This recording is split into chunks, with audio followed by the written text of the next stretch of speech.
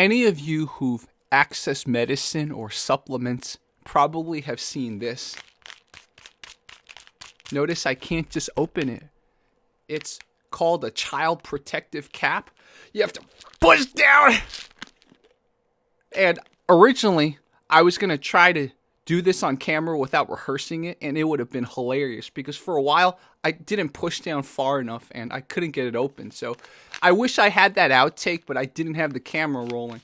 So why would you design a product where you couldn't just automatically do this? First of all, I am not sponsored by them, but if you guys want to sponsor me, I am open to it, okay? Something like iron. This is a metal, right? And if you take too much of it, it's probably not good. Again, I'm not a doctor, so I'm not going to give any advice, but from my understanding, if you take too much of this, it's not good.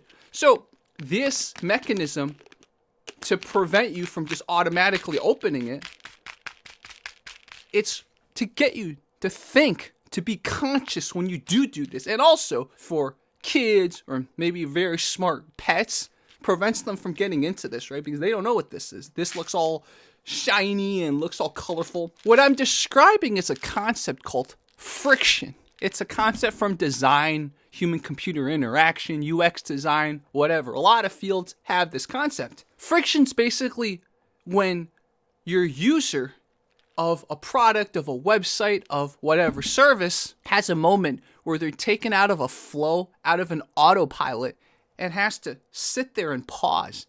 And through the pause, they might think a little. Maybe they'll just blank out. But it's a disruption in the flow of the steps. Now, it could be intentional or unintentional. This is an example of intentional friction. And friction can be positive or negative. Common example of friction that's intentional and positive is if you want to delete something, whether on a phone or on a computer. Notice what happens when I move it to trash. So it's moved to trash. Now let's say I want to clear the trash. Check what happens if I want to empty the trash. You see this? This is friction. This is deliberate friction. It gets me to stop in my track and think. It's not just letting me delete this. It's not just trusting me.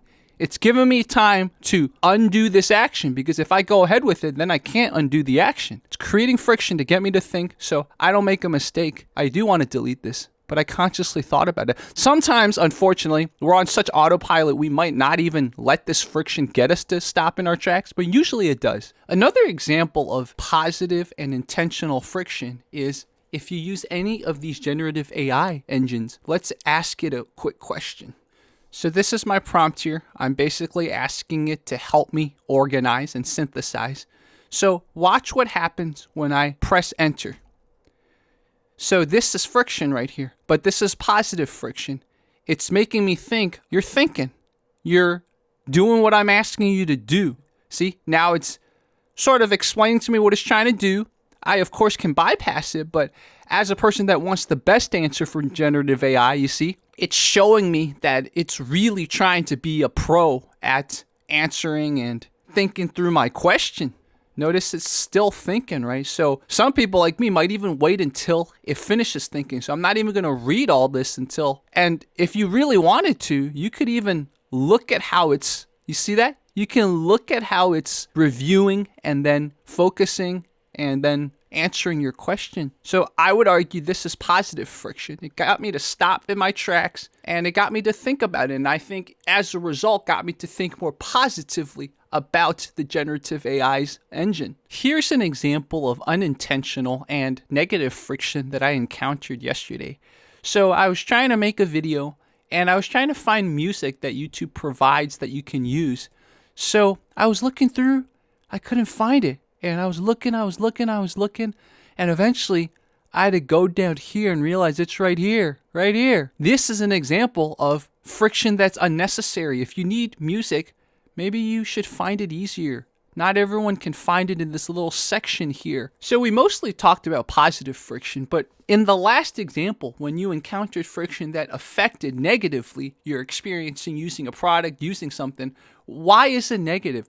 Well, the first thing is if I couldn't find music that YouTube approves of, maybe I'm going to find music elsewhere. So not only does it add to my frustration and add to my time that I could have used on other things, it might get me to not use the product, the YouTube audio library. That is one of the balances when you design anything that you have to think about when it comes to users, because users don't have unlimited attention spans. They also don't have unlimited patience. If they're going to be waiting around or paused or their flow's going to get interrupted, it should be for a good purpose. In the example of reminding you, are you sure you want to delete this stuff? That's for a good purpose. You don't want to accidentally lose stuff. In the case of Gemini thinking, well, it probably needs to think anyway. So you put certain little design elements within it so the user can actually wait around and sort of appreciate what it's doing. So I hope you guys enjoyed this video. I encourage you guys just to think about friction in general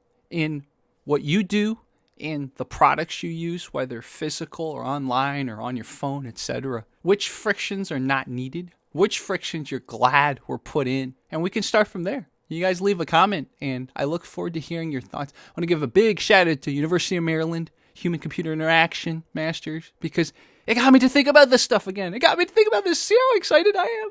I told them, because I've been talking to their admissions a lot, and I've been so excited to explore concepts and fuse it with some of my other channels. As you guys know, I have like 100,000 channels, hyperbole, of course.